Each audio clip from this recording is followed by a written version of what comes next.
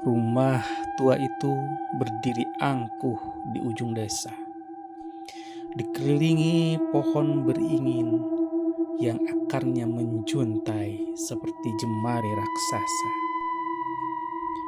Namanya Wisma Arum. Namun penduduk lokal lebih suka menyebutnya rumah bernapas. Andi, seorang arsitek dari kota, tidak percaya takhayul. Ia membeli rumah itu dengan harga murah, berharap bisa merenovasinya menjadi tempat peristirahatan yang tenang. Namun ketenangan itu hancur pada malam pertama. Suara dari dinding di sekitar pukul 2 pagi. Andi terbangun oleh suara garukan yang halus, seperti garukan kuku yang menggores tembok. Awalnya ia mengira itu tikus di balik tembok kayu. Namun suara itu berpindah-pindah mengikuti langkah kakinya. Saat Andi berhenti di depan sebuah cermin besar di ruang tamu, suara garukan itu berhenti tepat di balik cermin. Di balik permukaan kaca yang kusam, Andi melihat bayangannya sendiri. Namun ada yang aneh. Bayangan Andi di cermin tidak memegang senter, melainkan sedang mencengkram lehernya sendiri dengan wajah yang membiru. Andi berteriak, dan seketika bayangan itu kembali normal. Saat malam ketiga, ada bau bunga kemboja dan tamu tak diundang. Bau bunga kamboja yang busuk mulai menyerbak di seluruh ruangan. Saat Andi mencoba memasak di dapur, ia melihat semua pintu lemari terbuka secara perlahan dan bersamaan. Tiba-tiba suhu ruangan turun drastis. Dari sudut matanya, Andi melihat seorang wanita tua duduk di kursi goyang di pojok ruangan. Wanita ini mengenakan kebaya lusuh dan sedang membelakanginya. "Permisi, Nek. Anda siapa?" tanya Andi dengan suara bergetar. Wanita itu tidak menjawab, hanya menggoyangkan kursinya lebih cepat. Krit, krit, krit, krit, krit. Bunyi kayu beradu itu mendadak berhenti. Wanita itu menoleh 180 derajat tanpa menggerakkan bahunya. Wajahnya tidak memiliki mata, hanya lubang hitam yang mengucurkan cairan kental berwarna gelap. Terakhir,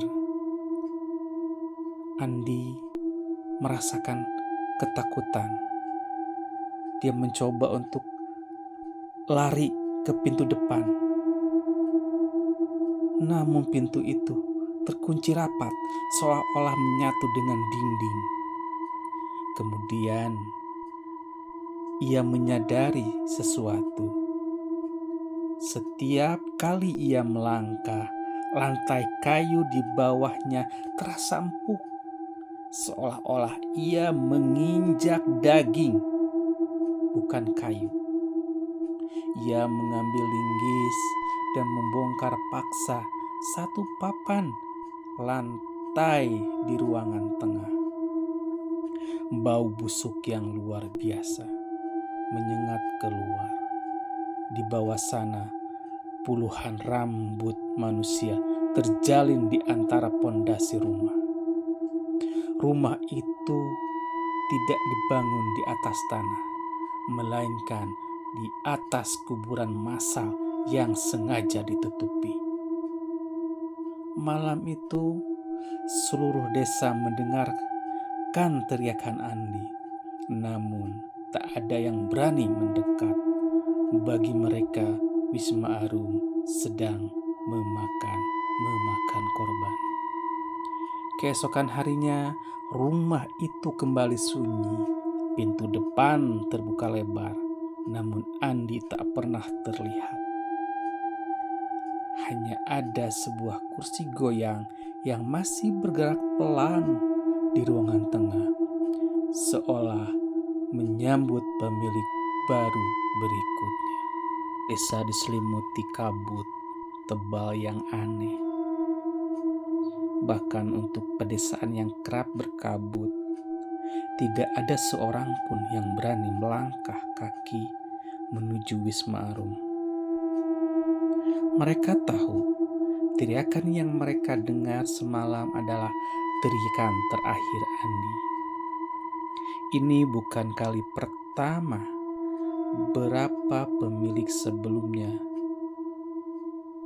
juga pernah menghilang tanpa jejak, selalu setelah periode singkat renovasi dan keberanian yang sombong. Mbah Kromo, sesepuh desa dengan janggut putih panjang dan mata yang tajam, duduk di depan rumahnya sambil menghisap tembakau linting. Ia memandang arah Wisma Arum yang kini samar di balik kabut. Rumah itu tidak ingin diganggu, gumannya pada cucunya, Sari yang duduk di sampingnya. Ia punya ceritanya sendiri, dan setiap orang yang mencoba mengubahnya akan menjadi bagian dari cerita itu. Sari yang masih remaja menggigil. Ia pernah mencoba mengintip Wisma Arum dari kejauhan dan merasakan hawa dingin yang menusuk tulang. Konon, arwah-arwah yang terperangkap di sana adalah korban-korban masa lalu yang dibantai dan dikubur di pondasi rumah, menjadikan bangunan itu hidup dan bernapas dari penderitaan mereka.